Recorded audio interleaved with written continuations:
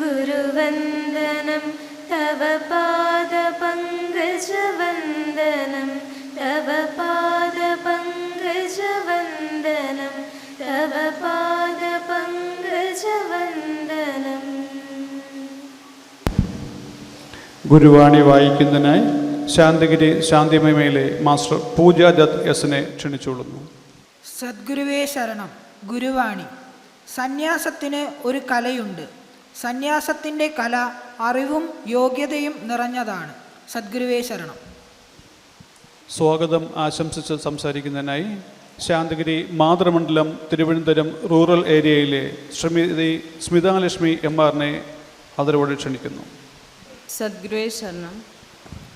നമ്മുടെ സർവസ്വമായ ഗുരുവിനെയും അഭിവന്ദ്യ ശിഷ്യപൂജിതയും നമസ്കരിച്ചുകൊണ്ട് സർവാദരണീയരും സമാദരണീയരും ആദരണീയരുമായ സന്യാസിനി സന്യാസിമാർ, ബ്രഹ്മചാരി ബ്രഹ്മചാരിണിമാർ, പ്രിയ ആത്മബന്ധുക്കളെ, ഭാഗ്യത്തിൽ വച്ച് ഭാഗ്യവും പുണ്യത്തിൽ വച്ച് പുണ്യവും വിനയം കലർത്തി കർമ്മഭാവനയിലെത്തിക്കുന്ന സത്യത്തിൻ്റെ നിർമ്മലഭാവം, അതാണ് നമ്മുടെ ഗുരു.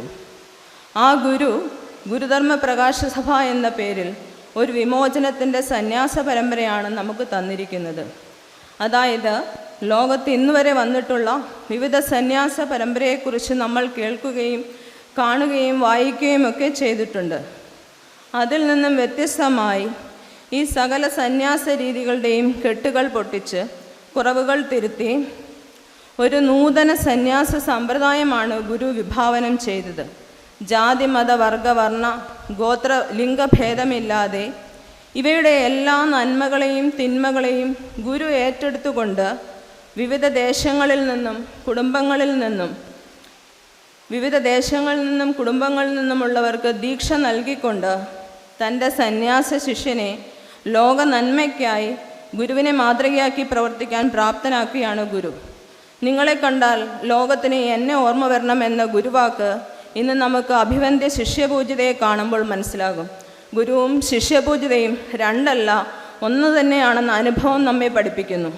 സർവാദരണീയ ജനനി സുബദാജ്ഞാന തപസ്വിനി, ചീഫ് കോർഡിനേഷൻ ദർശന മന്ദിരം, ഈ സത്സംഗത്തിൻ്റെ മുഖ്യ പ്രഭാഷണം നടത്തുന്ന സർവാദരണീയ ജനനിയെ ആദരപൂർവം ഗുരുനാമത്തിൽ സ്വാഗതം ചെയ്യുന്നു. Somanathan, patron arts and culture advisory committee, Santhigiri ashram. അനുഭവം പങ്കുവയ്ക്കാനെത്തിയ അദ്ദേഹത്തെ ഹൃദയപൂർവ്വം ഗുരുനാമത്തിൽ സത്സംഗത്തിലേക്ക് സ്വാഗതം ചെയ്യുന്നു. Shri Ullas V K, deputy convener, Santhigiri രക്ഷാകർതൃ സമിതി ഗവേണിംഗ് കമ്മിറ്റി. കൃതജ്ഞത രേഖപ്പെടുത്താനെത്തിയ അദ്ദേഹത്തെ സ്നേഹപൂർവ്വം ഗുരുനാമത്തിൽ സ്വാഗതം ചെയ്യുന്നു. ഇവിടെ ഇന്ന് സത്സംഗം കൂടാനെത്തിയ രത്നഗിരി യൂണിറ്റിലെ അംഗങ്ങളെയും ഈ സത്സംഗം വീക്ഷിച്ചുകൊണ്ടിരിക്കുന്ന ഈ ലോകത്തിൻ്റെ എല്ലാ ഭാഗത്തുള്ളവരെയും ഈ സത്സംഗത്തിലേക്ക് ഗുരുനാമത്തിൽ സ്വാഗതം ചെയ്യുന്നു. എൻ്റെ വാക്കുകൾ ഗുരുതൃപാദങ്ങൾ സമർപ്പിക്കുന്നു. സദ്ഗുരുവേ ശരണം. മുഖ്യ പ്രഭാഷണം നടത്തുന്നതിനായി ചീഫ് കോർഡിനേഷൻ ദർശന മന്ദിരം സർവാദരണീയ ജനനി സുബദാജ്ഞാന തപസ്വിനിയെ ഏറെ ആദരവോടെ ക്ഷണിച്ചുകൊള്ളുന്നു. സദ്ഗുരുവേ ശരണം. എൻ്റെ എല്ലാമായ ഗുരുവെ പ്രാർത്ഥിച്ചുകൊണ്ട് ശിഷ്യപൂജിതയെ നമിച്ചുകൊണ്ട് സർവാദരണീയരും ആദരണീയരുമായിരിക്കുന്ന സന്യാസിനിമാരെ, ബ്രഹ്മചാരി ബ്രഹ്മചാരിണികളെ, വേദിയിലും സദസ്സിലും ഇരിക്കുന്ന സ്നേഹമുള്ള ആത്മബന്ധുക്കളെ, നമ്മുടെ ഗുരു നമുക്ക് വസ്ത്രം ദീക്ഷ തന്നിട്ട് 41 വർഷം തികയുന്ന ഈ വേളയിൽ നമ്മുടെ പ്രാർത്ഥനാ സങ്കല്പങ്ങൾ നടക്കുന്ന ഈ സന്ദർഭത്തിൽ ഇന്ന് നമ്മളിവിടെ ഒത്തുകൂടിയിരിക്കുമ്പോൾ എൻ്റെ മനസ്സിൽ ഓടി വരുന്നത് ഞാൻ വന്ന സമയത്ത് എൻ്റെ ഗുരുവിനെ കണ്ടതും എൻ്റെ ഗുരു ജീവിച്ച സാഹചര്യങ്ങളും ഗുരുവിൻ്റെ വേദനകളുമാണ് ഞാൻ എൻ്റെ മനസ്സിൽ കാണുന്നത്. അതിനെക്കുറിച്ച് 2 വാക്ക് പറഞ്ഞതിന് ശേഷം മറ്റു കാര്യങ്ങളിലേക്ക് ഞാൻ പറയാം. അതായത് ഗുരുവിനൊന്ന് കിടക്കുന്നതിനോ ഒന്ന് ഇരിക്കുന്നതിനോ ഉള്ള സൗകര്യങ്ങൾ ഒന്നും തന്നെ ഇല്ലായിരുന്നു. ഗുരു ആകെ ഇവിടെ ഉണ്ടായിരുന്നത് 2-3 ഓലക്കെട്ടിടം മാത്രമാണ്. ആ ഓലക്കെട്ടിടത്തിൽ ഒന്ന് പ്രാർത്ഥനാലയം, ഒന്നൊരു ഓട്ടുപുര, ഒരു 10 പേർക്ക് ഇരുന്ന് ആഹാരം കഴിക്കാൻ പറ്റുന്ന സൗകര്യങ്ങൾ അങ്ങനെയൊക്കെ ഉള്ളതായിരുന്നു. ഗുരുവിൻ്റെ പർണശാലയായിരുന്നു. പർണശാല എന്ന് പറഞ്ഞാൽ അത് ഓല കൊണ്ട് കുത്തി മറച്ച് ഗുരുവിന് തന്നെ കുനിഞ്ഞു കയറാൻ പറ്റുന്ന ഒരു ചെറിയ ഓലക്കുടിലാണ്.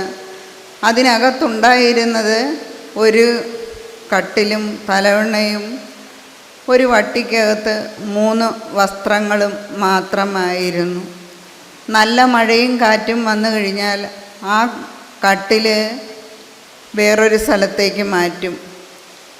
ഭയങ്കരമായ കാറ്റും മഴയും വന്നു കഴിഞ്ഞ് ശീളി അടിച്ചു കയറുമ്പോൾ ഗുരു പ്രാർത്ഥനാലയത്തിലെ വരാന്തയിൽ കൂടി നടക്കും. അത് കഴിഞ്ഞ് ഗുരുവിന് കിടക്കാൻ പല ദിവസങ്ങളിലും അവിടെ പറ്റാതെ വരുന്ന സമയത്ത് ഗുരു പ്രാർത്ഥനാലയത്തിൻ്റെ ബാലാലയത്തിൽ കിടന്നുറങ്ങിയിട്ടുമുണ്ട്. അങ്ങനെ ഗുരുവിന് ഇവിടെ അന്ന് ആഹാരം വെക്കുമ്പോൾ എന്തെങ്കിലും ആയിരിക്കും. മിക്കവാറും ഓരോ വീടുകളിൽ നിന്നും കൊണ്ടുവരുന്ന അരിയോ സാധനങ്ങളോ ഇട്ടാണെന്ന് ആഹാരം ഉണ്ടാക്കുന്നത്. ആഹാരം ഉണ്ടാക്കിയാൽ ഗുരു ആദ്യം പറയുന്നത് ഞങ്ങൾക്കെല്ലാവർക്കും കൊടുക്കാനാണ് പറയുന്നത്. അന്ന് 10-15 പേരോ ആശ്രമത്തിലുള്ളൂ. അപ്പോൾ അവർക്ക് കൊടുക്കാൻ പറയും. അങ്ങനെ കൊടുത്തു കഴിഞ്ഞിട്ട് ഗുരു അവസാനം കഴിക്കാനിരിക്കുമ്പോൾ ഒരാൾ വരുമ്പോൾ അവർ എന്നോട് ചോദിക്കും, നീ എന്തെങ്കിലും കഴിച്ചോ? അപ്പം പറയും കഴിച്ചില്ല എന്ന് പറയുന്ന സമയത്ത് ഗുരു ആ ആഹാരം മറ്റുള്ളവർക്ക് കൊടുക്കും. അങ്ങനെ എത്രയോ ദിവസം ഗുരു ആഹാരം കഴിക്കാതെ ഇരുന്നിട്ടുണ്ട്. അങ്ങനെ മറ്റ് സൗകര്യങ്ങളില്ലാത്തതിൽ ആ ഗുരുവിന് വിഷമമുണ്ട്. എങ്കിലും ആര് വന്നാലും ഒരു പുഞ്ചിരിയോടുകൂടി അവരെ സ്വീകരിക്കുകയും അവർക്ക് വേണ്ട സമാധാനവും ശാന്തിയും കൊടുത്ത് ഗുരു പറഞ്ഞയക്കുമായിരുന്നു. ഇതിനിടയിൽ ദർശനമുള്ളവരെ കൊണ്ട് ദർശനകാര്യങ്ങൾ നോക്കുകയും അതുപോലെ പ്രസ്ഥാനത്തിൻ്റെ ഭാവി കാര്യങ്ങളെക്കുറിച്ച് നോക്കുകയും എല്ലാം ചെയ്യുമായിരുന്നു.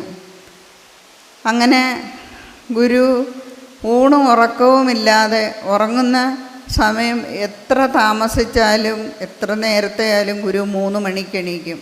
3 മണിക്ക് എണീറ്റ് ഗുരു പ്രാർത്ഥന തുടങ്ങിയാൽ ആ പ്രാർത്ഥന 6 മണി വരെ, 6 മണിയുടെ ആരാധന വരെ, ചിലപ്പം 9 മണി വരെ നീളും. ഈ പ്രാർത്ഥന ശക്തമായ ഒരു പ്രാർത്ഥനാ സ്വഭാവത്തിലായിരുന്നു അന്ന് നടന്നിരുന്നത്. പിന്നെ ഇതിനൊരു മാറ്റം വരുന്നത് 1975 ഗുരുവിന് പുതിയ പർണശാല പൂർത്തിയാകുന്നു. പർണശാല പൂർത്തിയാകുന്നത് അതിങ്ങനെയായിരുന്നു. 10 പടിക്ക് മുകളിൽ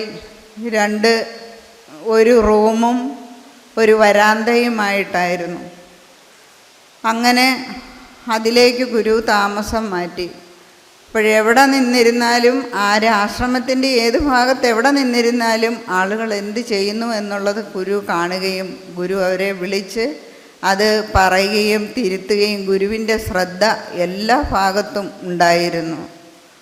എന്ന് പറഞ്ഞാൽ ഒരറിവോ സംസ്കാരമോ ഒന്നുമില്ലാത്ത ആളുകളിൽ സാധാരണയായ ആളുകളുടെ ഇടയിൽ ഗുരു എല്ലാ കാര്യങ്ങളും ശ്രദ്ധിച്ചിരുന്നു. ഇങ്ങനെ ഇരിക്കെ പർണശാലയുടെ പണി പൂർത്തിയായി ഗുരു അതിൽ താമസവുമായി കഴിഞ്ഞതിന് ശേഷം ആശ്രമത്തിൻ്റെ മുഖച്ഛായയ്ക്ക് മാറ്റം വന്ന് പല സ്ഥലങ്ങളിൽ നിന്നും പല കുടുംബങ്ങളിൽ നിന്നും ആളുകൾ വരാൻ തുടങ്ങി. അതിൽ ചില പെൺകുട്ടികൾ ഇവിടെ നിൽക്കണം, ഗുരുവിൻ്റെ അടുത്ത് നിൽക്കണം എന്ന് വെച്ചാൽ നമുക്ക് ഗുരുവിനെ ഒരു പ്രാവശ്യം കണ്ടു കഴിഞ്ഞാൽ പിന്നെ ഗുരുവിനെ വിട്ടുപോകാൻ പറ്റാത്ത ഒരു മാനസികാവസ്ഥ. കാരണം അച്ഛനോ അമ്മയ്ക്കോ അതിലുപരി എന്തോ ഒരു സ്നേഹം ഗുരുവിൽ നമുക്കുണ്ടായിരുന്നു. അങ്ങനെ ഗുരുവിനെ വിട്ടുപോകാൻ മനസ്സില്ലാതെ ഇവിടെ നിൽക്കണം എന്ന് പറഞ്ഞപ്പോൾ ഒരു സൗകര്യവും ഇല്ലെങ്കിലും ഗുരു അവർക്ക് അനുവാദം നൽകി. അവരെ എല്ലാ കാര്യങ്ങളും സ്നേഹം കൊടുത്ത്, കർമ്മം കൊടുത്ത്, വാത്സല്യം കൊടുത്ത്, എല്ലാവിധ സ്നേഹത്തോടും കൂടി ഗുരു അവരെ സംരക്ഷിച്ചു എന്ന് പറഞ്ഞാൽ വീടിൻ്റെ പരിചയം പോലും അറിയത്തില്ല, ഒരു പ്രാർത്ഥനാ സ്വഭാവം അറിയത്തില്ല. പല സംസ്കാരത്തിൽ നിന്നും വന്ന ഞങ്ങളെ ഓരോ കർമ്മങ്ങളും ഗുരു കൂടെ നിന്ന് ചെയ്ത് ശീലിപ്പിച്ചു. ഇപ്പം നമ്മൾ അടുക്കളയിൽ നിൽക്കുകയാണെങ്കിൽ നമ്മളെങ്ങനെ കറിക്കരിയണം, ഓരോ കറിക്കും എങ്ങനെയുള്ള കഷണങ്ങൾ അരിയണം എന്നുവരെ ഗുരു പഠിപ്പിക്കുകയും, അതുപോലെ നമ്മൾ മുറ്റം തൂക്കുക, മറ്റ് കാര്യങ്ങൾ എല്ലാ കർമ്മങ്ങളും ചെയ്യണം. ഈ ചെയ്യുന്ന കാര്യത്തിലെല്ലാം ദൈവസ്നേഹം നിറഞ്ഞ ഒരു സങ്കല്പം ഗുരു പറഞ്ഞു തരും. ഗുരു പറഞ്ഞു തരുന്നത്, ഇത് നിങ്ങൾ ഇന്ന് കഷ്ടപ്പെട്ട് ചെയ്യുന്നെങ്കിൽ നാളെ ആയിരക്കണക്കിന് ആളുകൾ ഇത് വന്ന് ചെയ്യാനുള്ള അവസരം നമുക്കുണ്ടാകണമേ എന്ന് പ്രാർത്ഥിച്ചുകൊണ്ട് ഗുരു കൽപ്പിച്ചിരുന്നത്. അങ്ങനെ ഈ പെൺകുട്ടികൾക്കെല്ലാവർക്കും ഞങ്ങളെ ഓരോ രീതിയിൽ ഗുരു പരിവർത്തനപ്പെടുത്തുകയായിരുന്നു. പ്രാർത്ഥന ഗുരുവിന് നിർബന്ധമായിരുന്നു. എല്ലാ പ്രാർത്ഥനാ സമയങ്ങളിലും നമ്മൾ പ്രാർത്ഥനയ്ക്കെത്തണം. എത്ര തിരക്ക് കൂടിയ ജോലിയായിരുന്നാലും എല്ലാ ജോലിയും ചെയ്യണം. നമ്മൾ പ്രാർത്ഥനാ സമയത്ത് നമ്മൾ കൃത്യമായി ആരാധനയിൽ പങ്കുകൊള്ളണം. ഒരു പർണശാലയിൽ നിന്ന് നോക്കും ആരൊക്കെ പ്രാർത്ഥിക്കുന്നു, ആരൊക്കെ എത്തിയിട്ടുണ്ട്, ആരൊക്കെ എത്തിയിട്ടില്ല എന്ന് നോക്കിയിട്ട് അവരെ ശിക്ഷിക്കുകയും ശാസിക്കുകയും ഒക്കെ ഗുരു ചെയ്തിട്ടുണ്ട്. കാരണം നമുക്ക് പ്രാർത്ഥനയെന്ന് പറഞ്ഞാൽ എന്താണ് എന്ന് അറിയില്ലാത്ത ഒരു അറിവില്ലായ്മയും നമ്മളിലുണ്ട്. അപ്പം ആ അവസരത്തിൽ ഗുരു ഇങ്ങനെ ഓരോ കാര്യങ്ങളും പറഞ്ഞു തന്ന് നമ്മളെ പഠിപ്പിച്ച് അതിൽ നമ്മുടെ മനസ്സിനെ പരിണാമപ്പെടുത്തിയെടുക്കുകയായിരുന്നു. ഗുരു തന്നെ പല രീതിയിൽ നമ്മളോട് സംസാരിക്കുന്നത് ഭക്തി മാർഗത്തിൽ പോയ ശ്രീരത്നങ്ങളെക്കുറിച്ച് ഗുരു സംസാരിക്കുമായിരുന്നു. പാർവതി ദേവിയുടെ തപസ്സിനെ പറ്റിയും, ഗാർഗി, മൈത്രേയി, ഊർമിള ഇങ്ങനെയുള്ളവരുടെ ജീവിത ഭാഗങ്ങളെ ഞങ്ങളെ പറഞ്ഞ് മനസ്സിലാക്കുകയും ഭക്തി മാർഗത്തിലേക്ക് കൂടുതൽ മനസ്സിനെ അടുപ്പിക്കുന്നതിന് വേണ്ടിയിട്ട് ഗുരു തന്നെ ഞങ്ങളെ വിളിച്ച് സംസാരിക്കുകയും ചെയ്യുമായിരുന്നു. അന്നത്തെ കാലത്ത് ഇവിടെ ലൈറ്റോ വെട്ടമോ അങ്ങനെയുള്ള ഒന്നുമില്ല. 4 വശവും കാടും ഇരുട്ടും പിടിച്ചു കിടക്കുന്ന സ്ഥലം. ഇവിടെ മണ്ണെണ്ണ വിളക്ക് മാത്രമാണുള്ളത്. ആ മണ്ണെണ്ണ വിളക്ക് കത്തിച്ച് വെച്ച് അതിൽ കൂടെയാണ് എല്ലാ കാര്യങ്ങളും. പ്രാർത്ഥനാലയത്തിൻ്റെ മുന്നിൽ ഒരു ചിമ്മിനി വിളക്കുണ്ട്. ആ ചിമ്മിനി വിളക്ക് കത്തി നിൽക്കും. പിന്നെ സന്ധ്യാപ്രാർത്ഥന കഴിഞ്ഞാൽ ഗുരു ഈ ഭക്തി വഴിയിൽ കുറേ കൂടി മനസ്സിനെ മനസ്സിലാക്കാനും ചിന്തിക്കാനും അതിലേക്കുള്ള അറിവ് നമുക്ക് പകരുന്നതിനും വേണ്ടി ഗുരു അന്ന് സഹദേവൻ വൈദ്യരെ വിളിച്ചിരുത്തി ഈ ചിമ്മിനി വെട്ടത്തിൻ്റെ വെളിച്ചത്തിൽ ഭക്തവിജയം, കബീർദാസ ചരിത്രം, വിവേകാനന്ദൻ്റെ ചരിത്രം, ഈ ഭക്തി സ്വഭാവത്തിൽ പോയിട്ടുള്ള മഹാത്മാരുടെ എല്ലാ കാര്യങ്ങളും ഗുരു നമുക്ക് പറഞ്ഞു തന്നിരുന്നു. ഇദ്ദേഹത്തെ കൊണ്ട് വായിപ്പിച്ച് നമ്മളെ കേൾപ്പിക്കുകയും പിറ്റേ ദിവസം അതിനെക്കുറിച്ചുള്ള കാര്യങ്ങൾ നിങ്ങൾക്ക് എന്ത് മനസ്സിലായി എന്ന് ഗുരു ചോദിക്കുകയും ചെയ്യുന്ന ഒരു സന്ദർഭമായിരുന്നു അത്. പിന്നെ എല്ലാ സമയത്തും ഗുരുവിന് നമ്മളിവിടെ പറയുന്ന സമയത്ത് ഗുരുവിൻ്റെ അവസ്ഥാപൂർത്തീകരണ സമയങ്ങൾ നടക്കുന്ന ഒരു സന്ദർഭം കൂടിയായിരുന്നു. അപ്പോൾ എപ്പോഴേത് നേരം നമ്മൾ എണീറ്റ് പ്രാർത്ഥിക്കണം എന്ന് ബ്രഹ്മത്തിൽ നിന്ന് അറിയിപ്പ് കിട്ടുന്നതനുസരിച്ച് നമ്മൾ പ്രാർത്ഥിക്കണം. ഇപ്പോൾ ഒരു ദിവസം രാത്രി 12 മണിക്ക് ഒരു അറിയിപ്പ് കിട്ടി, എല്ലാവരും എണീറ്റ് ശക്തമായിട്ട് പ്രാർത്ഥിക്കണം എന്നറിയിപ്പ് കിട്ടിയതനുസരിച്ച് എല്ലാവരും എണീറ്റ് കേട്ടവരെല്ലാം ഓടിപ്പോയി കുളിച്ച് വൃത്തിയായി പ്രാർത്ഥനാലയത്തിൽ നടന്ന് പ്രാർത്ഥിക്കുകയാണ്. പർണശാലയിൽ ഗുരു ശക്തമായി നടന്ന് പ്രാർത്ഥിക്കുന്നു. അപ്പം ഗുരു അത് കഴിഞ്ഞിട്ട് പർണശാലയുടെ അരവാതിലിൽ പിടിച്ചു നിന്ന് നോക്കി പ്രാർത്ഥനാലയത്തിലോട്ട് ആരൊക്കെയുണ്ട് അവിടെ, പ്രാർത്ഥനയിൽ ആരൊക്കെ പങ്കുകൊണ്ടില്ല എന്ന് ഗുരു നോക്കി ആ സമയം എന്നെ മാത്രം കണ്ടില്ല. അപ്പം ഗുരു പർണശാലയിൽ നിന്നൊരു ചൂരലെടുത്തു കൊണ്ടുവന്നു. ഈ ചൂരലെടുത്തു കൊണ്ടുവന്ന് അന്ന് കെട്ടിടം ഇരിക്കുന്ന സ്ഥലത്ത് ആദ്യം 2 റൂമുകളായിരുന്നു ഉണ്ടായിരുന്നത്. ആ റൂമിൽ ഞാൻ അറിയാതെ കിടന്നുറങ്ങുമായിരുന്നു, മറ്റാരും എന്നെ കണ്ടതുമില്ല. ഗുരു എന്നെ അടിച്ച് ഞാൻ മുറ്റത്തിറങ്ങി, അടി കൊണ്ട് മുറ്റത്തിറങ്ങിയപ്പം ഗുരു പിന്നെ അടിച്ചു. ആ ചൂരൽ 2ആയിട്ട് ഒടിഞ്ഞിട്ട് പിന്നെയും ഗുരു ചെമ്പരത്തി വടി ഒടിച്ച് എന്നേക്ക് അടിച്ചെൻ്റെ കൈയെല്ലാം പൊട്ടി. എന്നിട്ടും എനിക്കൊന്നും തോന്നുന്നില്ല. ഞാൻ അവിടെ നിന്ന് ആ അടി നിശബ്ദം എല്ലാം കൊണ്ടു. അവസാനം ഈ ശബ്ദമൊക്കെ കേട്ട് കല്ലാറ്റിലെ ഭാനുഅമ്മാവൻ വന്ന് ഗുരുവിൻ്റെ പാദത്തിൽ കെട്ടിപ്പിടിച്ച് അപ്പാ മാപ്പ് തരണേ എന്ന് പറഞ്ഞു. അപ്പോൾ ഗുരു അടി നിർത്തി. ഞാൻ ഓടിപ്പോയി കുളിച്ചു വന്ന് പ്രാർത്ഥനയിൽ കൂടി. അപ്പം നമുക്ക് കേൾക്കുമ്പോൾ തോന്നും, എന്താണ് ഈ പ്രാർത്ഥനയിൽ ഒരു പ്രാർത്ഥനയിൽ കൂടാത്തതുകൊണ്ട് എന്താണ് ഇങ്ങനെ ഒരു അടി എന്ന് നമ്മൾ പെട്ടെന്ന് മനുഷ്യ ബുദ്ധി ചിന്തിച്ചു പോകും. പക്ഷേ അതല്ല.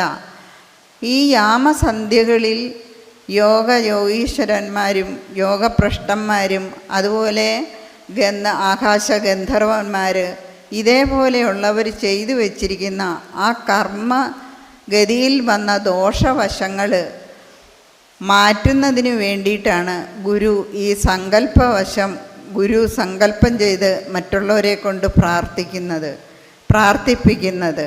അപ്പം ആ ഒരു സമയം നമ്മൾ മാറി നിൽക്കുവോ, നമ്മൾ അതിൽ നിന്ന് വിട്ടു നിൽക്കുമ്പോൾ നമ്മുടെ ജീവനിൽ എന്തെങ്കിലും ഒരു സ്വഭാവദൂഷ്യം ഉണ്ടാകും, അല്ലെങ്കിൽ നമ്മളിൽ എന്തെങ്കിലും ഒരു അപകടം വന്നു ചേരും. അതുകൊണ്ടാണ് ഗുരു പറയുന്നത്. അതുകൊണ്ടാണ് ഇത് മാറ്റിയെടുക്കുന്നതിനാണ് ഗുരു എന്നെ അടിച്ചത്.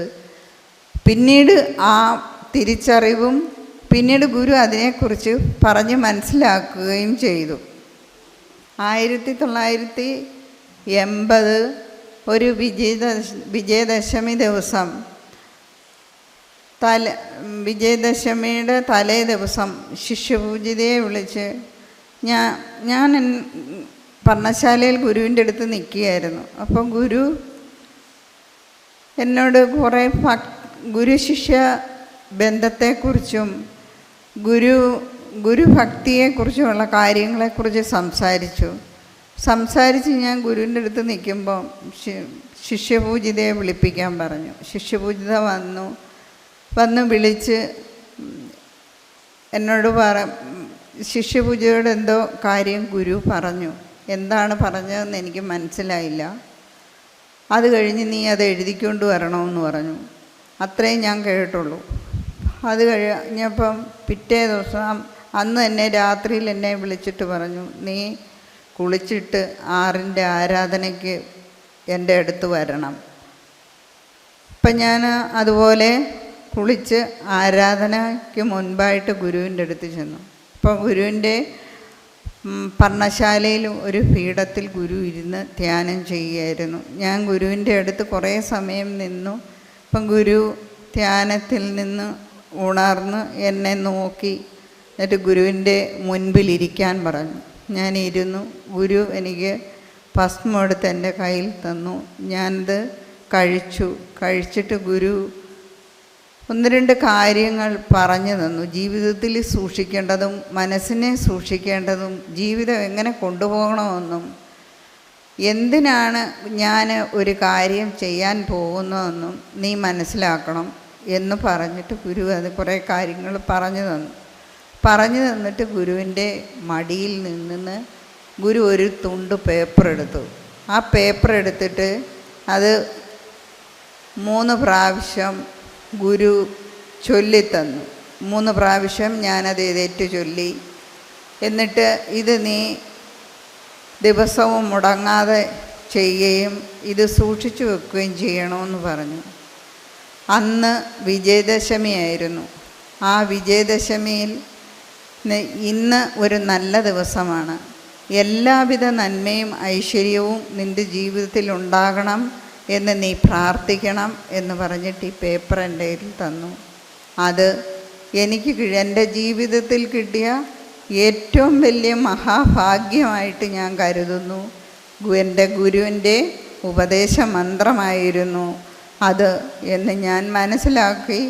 അതിനെ ഗുരുവിൻ്റെ വാക്ക് ഞാൻ അതുപോലെ സൂക്ഷിച്ച് ചെയ്യുകയും ചെയ്തിരുന്നു.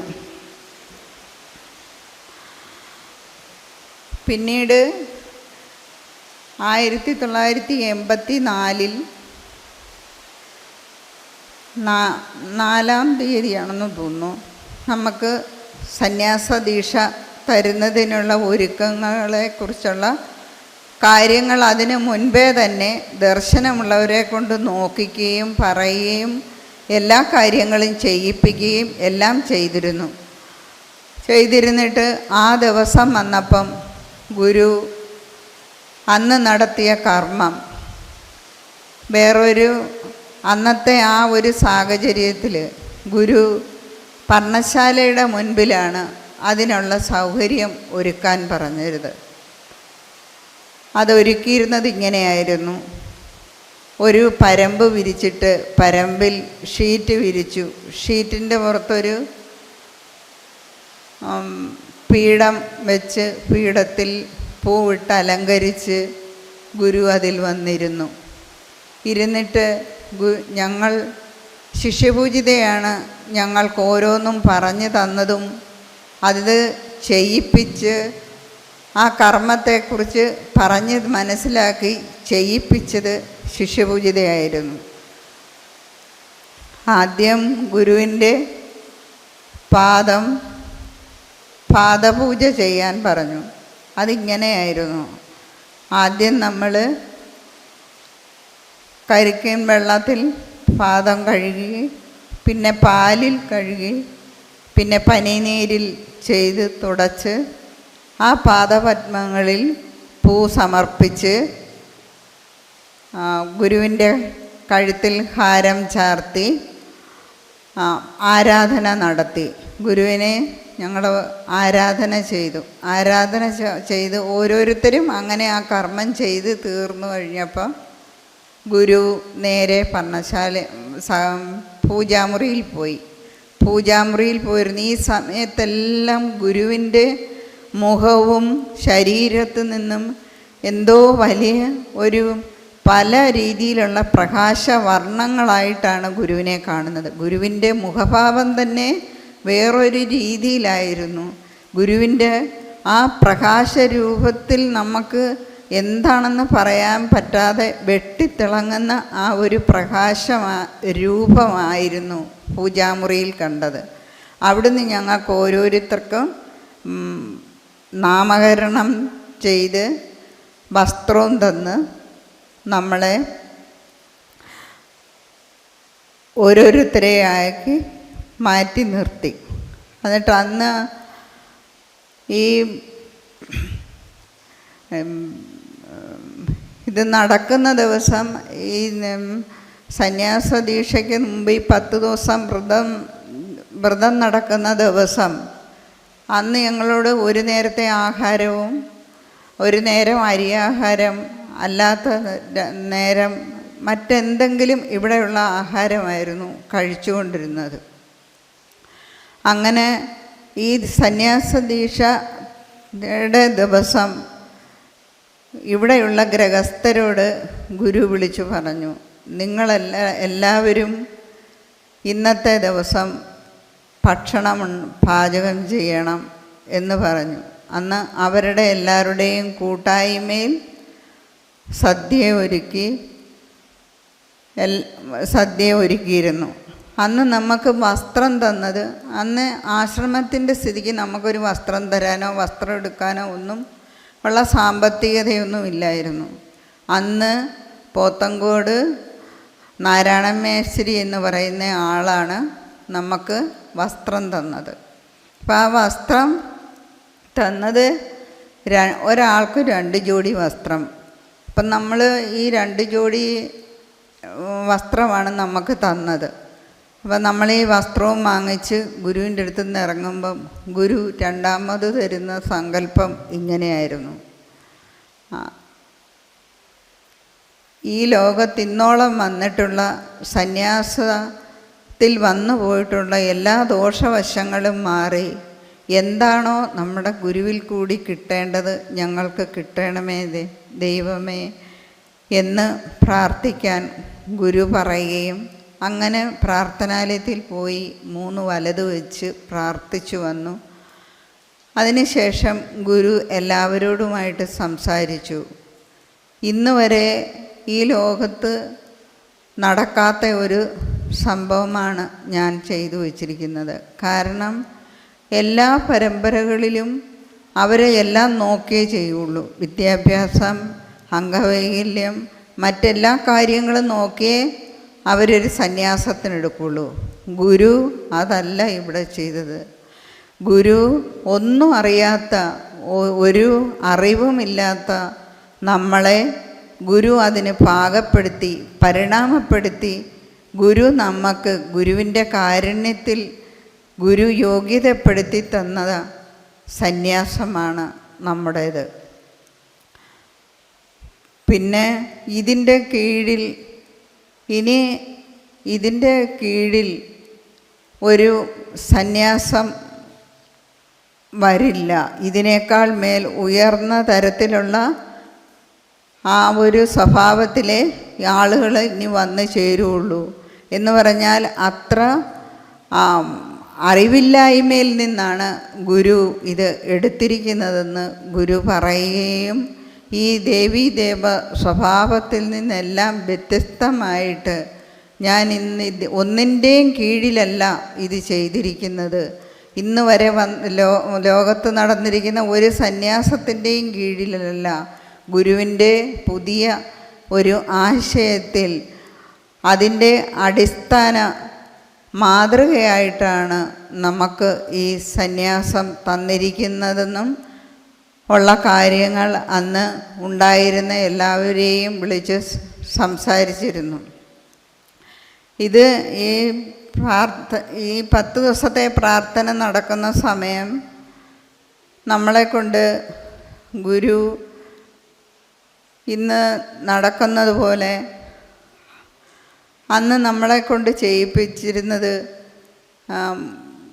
സന്ധ്യാപ്രാർത്ഥന കഴിഞ്ഞാൽ വന്ന് നമ്മളോട് ഈ പൂവിട്ട് കഴിയുമ്പം സംസാരിച്ചിരുന്നത് ശ്യാം ഡോക്ടർ, ഉണ്ണി ഡോക്ടർ, സോമനാഥൻ മാമൻ, ഇങ്ങനെയുള്ളവരെല്ലാമായിരുന്നു ഗുരു പറഞ്ഞ് അവരെ കൊണ്ട് മഹാന്മാരുടെ ജീവിത ചരിത്രത്തെക്കുറിച്ചും അവർ സഹിച്ച ത്യാഗ സ്വഭാവങ്ങളെക്കുറിച്ചും ഗുരു നമ്മളോട് അവരെ കൊണ്ട് സംസാരിപ്പിച്ചിരുന്നത്.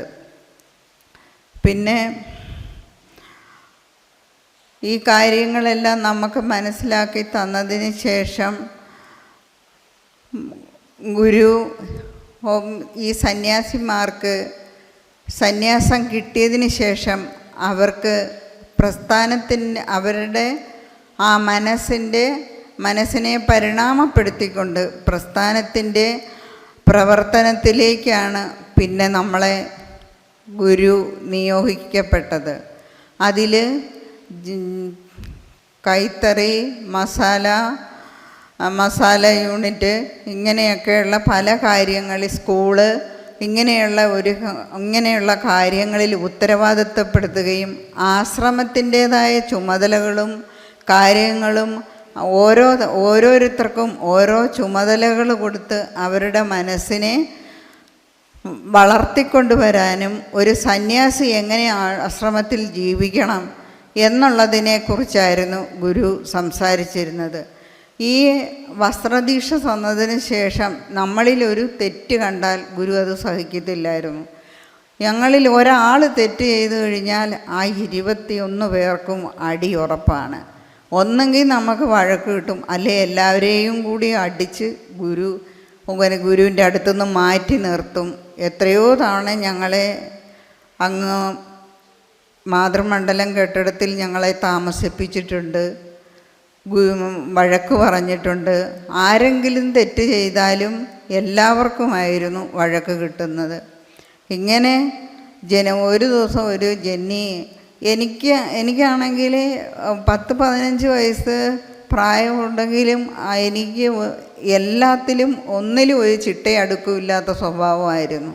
ഒന്നിലും ഞാൻ ചെയ്യുന്ന എല്ലാ തെറ്റിനും ആരെയും അടിക്കുമ്പോഴവർ ചോദിക്കുമായിരുന്നു, ഗുരു എന്തിനാണ് ആ കൊച്ചു ചെയ്യുന്നതിന് ഞങ്ങളെ അടിക്കുന്നതെന്ന്. അപ്പം ഗുരു പറഞ്ഞ്, ഒരാൾക്ക് വേണ്ടി നിങ്ങൾ സഹിക്കുമ്പോൾ അത് ചെയ്തെടുക്കാൻ 100 കണക്കിന് ആളുകൾ ഇവിടെ വന്നെത്തിച്ചേരും. അതാണ് നിങ്ങൾ മനസ്സിലാക്കേണ്ടത്. അതിലുപരി കൂട്ടായ്മ, തെറ്റ് ചെയ്യുന്ന ആളിനേക്കാൾ കൂടുതൽ കണ്ടു നിൽക്കുന്നവരെയാണ് ഗുരു ശിക്ഷിച്ചിരുന്നത്. എന്തുകൊണ്ട്? ആ സഹകരണം, സ്നേഹം, വിനയം, കൂട്ടായ്മ, ഇതുകൊണ്ട് മാത്രമേ നമുക്ക് പ്രസ്ഥാനത്തെ കൊണ്ടുപോകാൻ കഴിയുള്ളൂ എന്നുള്ള തിരിച്ചറിവ് ഗുരു നമുക്ക് തന്നു. അല്ലാതെ ഞാനെന്നുള്ള ഭാവമോ എന്നിൽ കൂടിയാണ് എന്നുള്ള ആ അഹന്ത മനോഭാവമോ നമുക്ക് വരാൻ പാടില്ല. അങ്ങനെയുള്ള ഏതെങ്കിലും ഒരു കുറവുമായിട്ട് ഗുരുവിൻ്റെ മുന്നിൽ അല്ലെങ്കിൽ ഗുരുവിൻ്റെ റൂമിൽ ചെന്ന് കയറുമ്പം അപ്പം ഇറങ്ങിപ്പോടാ അല്ലെങ്കിൽ ഇറങ്ങിപ്പോടി എന്ന് പറയും. അത് ഗുരു നമ്മളുടെ ആ മനസ്സിൻ്റെ വൈകൃതത്തെ കണ്ടുകൊണ്ടാണ് ഗുരു പറയുന്നത്, അത് മാറിപ്പോകുന്നതിന് വേണ്ടിയിട്ട്. പിന്നെ ചില കാര്യങ്ങൾ സ്നേഹമായിട്ട് പറഞ്ഞു തന്നിട്ടും അതിനെ തിരുത്താതിരിക്കുന്ന സമയം ഗുരു മറ്റുള്ളവരുടെ മുമ്പിൽ വെച്ച് അടിപ്പിക്കും, നാണം കെടുത്തും. നമ്മൾ അങ്ങനെ വിഷമിച്ച് നമ്മുടെ ആ കുറവ് നമ്മളിൽ നിന്ന് മാറ്റുന്നതിന് വേണ്ടി എന്തും ഗുരുവിൽ നിന്ന് സഹിച്ചു പോകണം എന്നുള്ള ആ തിരിച്ചറിവും നമുക്കുണ്ടായി. ഇപ്പം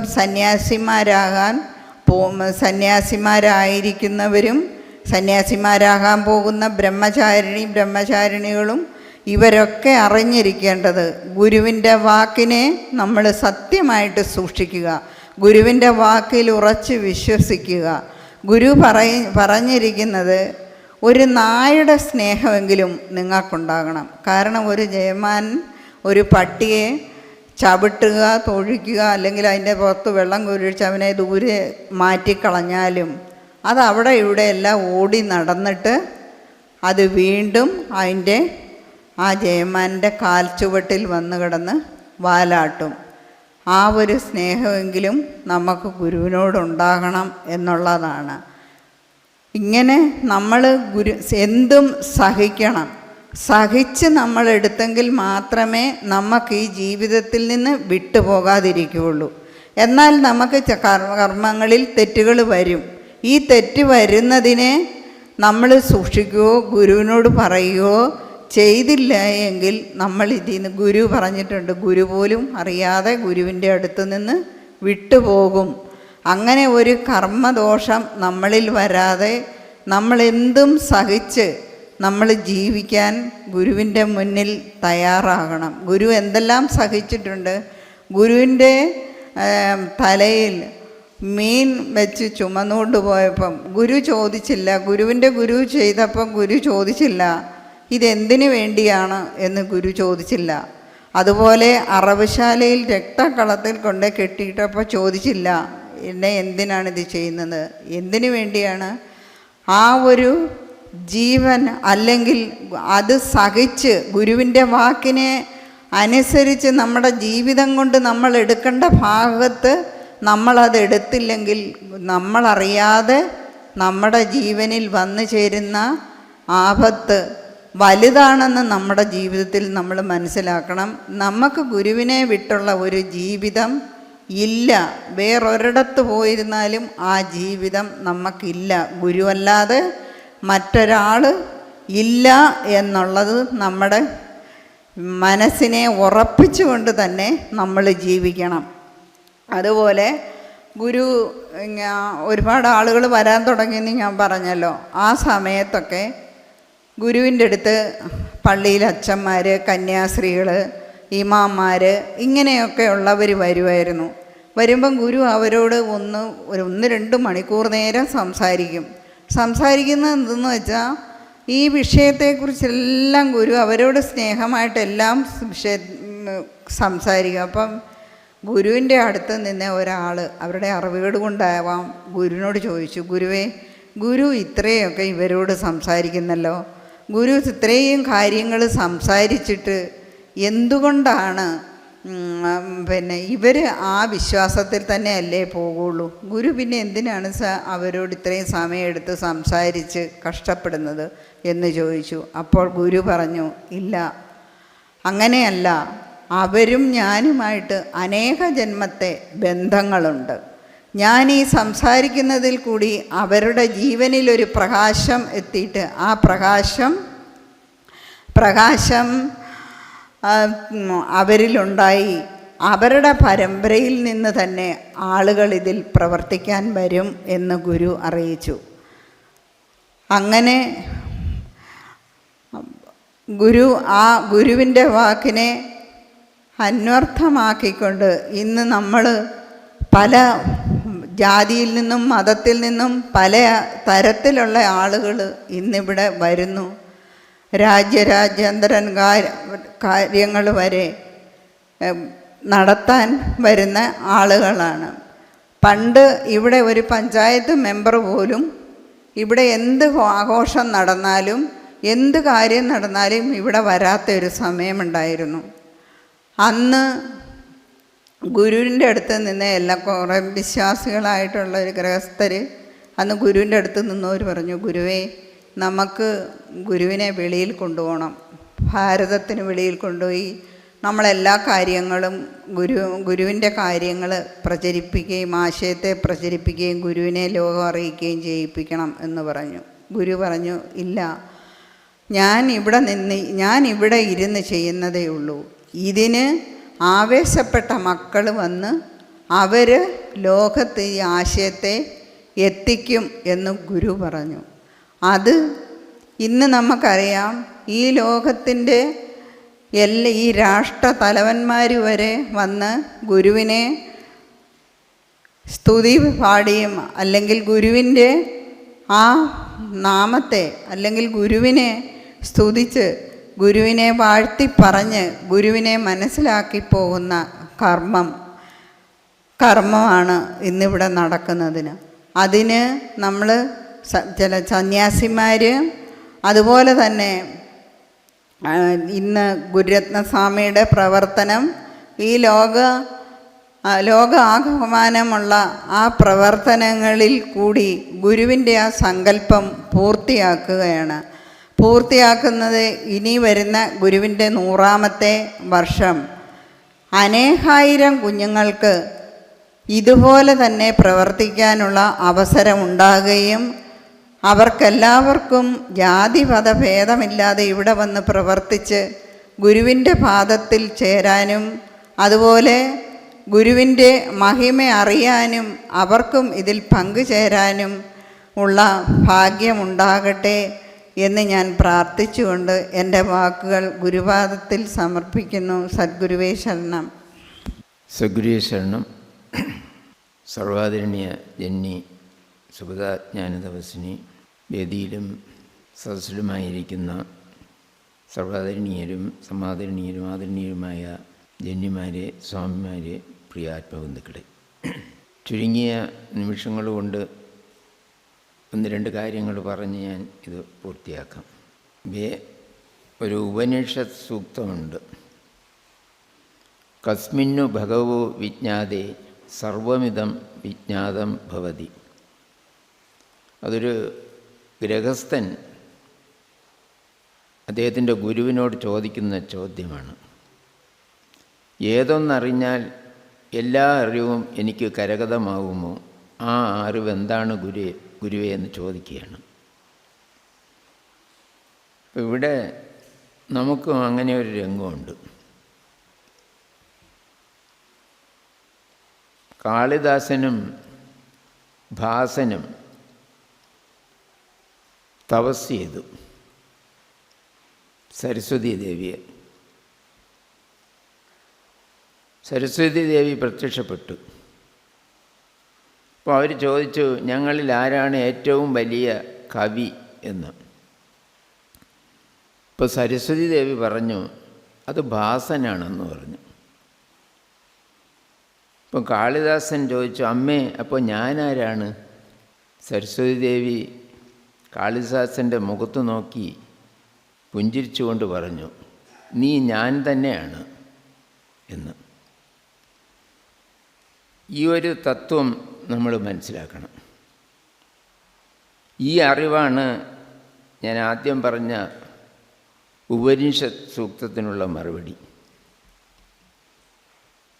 ഇപ്പോൾ സരസ്വതി ദേവി നീ ഞാൻ തന്നെയാണ് എന്നാണ് കാളിദാസനോട് പറഞ്ഞത്. വലിയ കവി ഭാസനാണെന്നും പറഞ്ഞു. ലോകത്ത് അനവധി മനുഷ്യരുണ്ട്. നമ്മുടെ പരമ്പരയിലുണ്ട്, ഗുരുവിൻ്റെ പരമ്പരയിലുണ്ട്, സന്യാസിമാരുണ്ട്, ഗൃഹസ്ഥന്മാരുണ്ട്. പക്ഷേ ഗുരു നീ ഞാൻ തന്നെയാണെന്ന് പറഞ്ഞ ഒരു ജീവനേ ഉള്ളൂ. ആ അറിവ് നമുക്ക് കിട്ടിക്കഴിഞ്ഞാൽ എല്ലാ അറിവും നമുക്കായി. അതില്ലെങ്കിൽ ഏതറിവ് കൊണ്ടും പ്രയോജനമില്ല. ഇതാണ് എനിക്ക് പ്രധാനമായും പറയാനുള്ളത്. പിന്നെ അനുഭവത്തിൻ്റെ കാര്യം പറയുകയാണെങ്കിൽ ഒരുപാടുണ്ട്. അതിൽ കുറച്ചൊക്കെ ഞാൻ എൻ്റെ മധുരസ്മൃതി എന്ന് പറയുന്ന ഗ്രന്ഥത്തിൽ എഴുതിയിട്ടുണ്ട്. അതല്ലാതെ ചില അനുഭവങ്ങളുണ്ട്, അത് പൊതുവായി പറയാനും പാടില്ല. അതുകൊണ്ട് ഇപ്പോൾ ഈ വേദിയിൽ നമ്മുടെ ജനനി പറഞ്ഞ കാര്യം, അതിൽ ഒരു കാര്യം കൂടെ ഞാൻ പറയാം. 1984 10 ദിവസത്തെ സത്സംഗം നടത്തിയത് ജന്നി പറഞ്ഞതുപോലെ ഗുരു തന്നെയാണ് വിഷയം പറഞ്ഞു തന്നത്. അന്ന് നമ്മുടെ CI ബോസ് അങ്ങനെയുള്ള കുറച്ച് പേരോടൊക്കെ ഗുരു തന്നെ പറഞ്ഞു ഇന്നാരൊക്കെ സംസാരിക്കണമെന്ന്. ഗുരു പറഞ്ഞതും ഗുരു ഇരുന്നതും ഗുരു നമ്മളോട് കൽപ്പിച്ചതുമായ കാര്യങ്ങളൊക്കെ ഇന്നും എൻ്റെ മുമ്പിൽ പച്ചയായിട്ടുണ്ട്. അന്നത്തെ ദീക്ഷ ജന്നി പറഞ്ഞതുപോലെ പർണശാലയുടെ മുന്നിലായിരുന്നു. ആ സമയത്ത് ഒരു ചന്നം പിന്നെ മഴ പെയ്തുകൊണ്ടിരുന്നു. ജന്നിക്ക് ഓർമ്മയാണെന്ന് എനിക്ക് തോന്നുന്നു. ആ മഴയത്ത് പർണശാലയുടെ വെളിയിൽ മുന്നിൽ നിന്നാണ് ഞാനിതൊക്കെ കണ്ടത്. പക്ഷേ പ്രത്യേക സാഹചര്യം കൊണ്ട് ദീക്ഷ പൂർത്തിയായി കഴിഞ്ഞപ്പോൾ എനിക്ക് പെട്ടെന്ന് പോകേണ്ടി വന്നതുകൊണ്ട് ഞാൻ പോയി. പക്ഷേ ദീക്ഷ കർമ്മം പൂർത്തിയാകുന്നവരെ ഒന്നും അറിഞ്ഞുകൂടാതെ വെറും ഒരു മണ്ടനും പൊട്ടനും പോലെ ഞാൻ അവിടെ നിന്നത് കണ്ടുകൊണ്ട് നിന്ന്.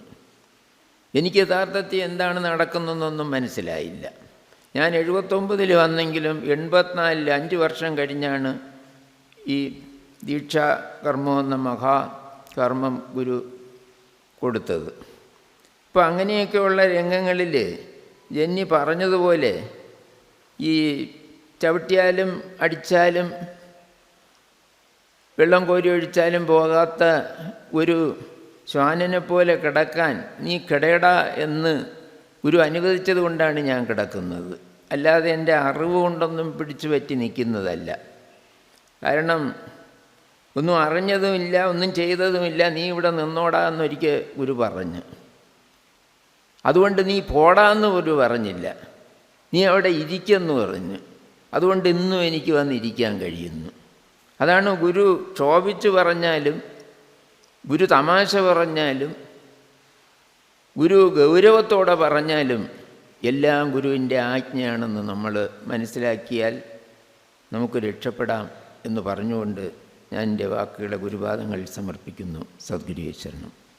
തങ്ങൾ നമസ്കരിക്കുന്നു. അഭിവന്ദ്യ ശിഷ്യപൂജിതനെ നമസ്കരിക്കുന്നു. സർവാദരണീയരും ആദരണീയരും സമാദരണീയരുമായി ആയ സന്യാസിനിമാർ, ബ്രഹ്മചാരിണികൾ, ആത്മബന്ധുക്കൾ, കുട്ടികൾ. ഈ ഒരു അനുഭവം നമ്മളിലേക്ക് പങ്കുവെച്ച് തന്ന ജെന്നിക്ക് എൻ്റെ ഗുരുവിൻ്റെ നാമത്തിൽ ഞാൻ നന്ദി പറഞ്ഞുകൊള്ളുകയാണ്. ഡോക്ടർക്ക് ഗുരുനാമത്തിലും ഇവിടെ ഇരിക്കുന്ന ഓരോരുത്തരുടെയും പേരിൽ ഞാൻ കൃതജ്ഞത അർപ്പിക്കുകയാണ്. പൂജ്യദത്തന് ഞാൻ ഗുരുവിൻ്റെ നാമത്തിലും നമ്മൾ ഓരോരുത്തരുടെയും പേരിലും കൃതജ്ഞത അർപ്പിക്കുന്നു. സ്മിതാലക്ഷ്മിക്കും ഞാൻ ഗുരുവിൻ്റെ നാമത്തിലും ഇവിടെ ഇരിക്കുന്ന ഓരോരുത്തരുടെയും പേരിലും കൃതജ്ഞത അർപ്പിക്കുന്നു. പിന്നെ ഗുരുവന്ദനം ഇവിടെ ചൊല്ലിയ കുമാരി നിശ്ചിത BS, കുമാരി ഗുരുവത്സ എന്നിവർക്കും ഗുരുവിൻ്റെ നാമത്തിലും നമ്മൾ ഓരോരുത്തരുടെയും പേരിലും ഞാൻ കൃതജ്ഞത അർപ്പിക്കുന്നു. എല്ലാവർക്കും ഒരിക്കൽ കൂടി ഗുരുനാമത്തിൽ കൃതജ്ഞത അർപ്പിച്ചുകൊണ്ട് ഞാൻ എൻ്റെ ഈ വാക്കുകൾ ഗുരുവിൻ്റെ തൃപ്പാദത്തിൽ അർപ്പിക്കുന്നു. സദ്ഗുരുവേ ശരണം.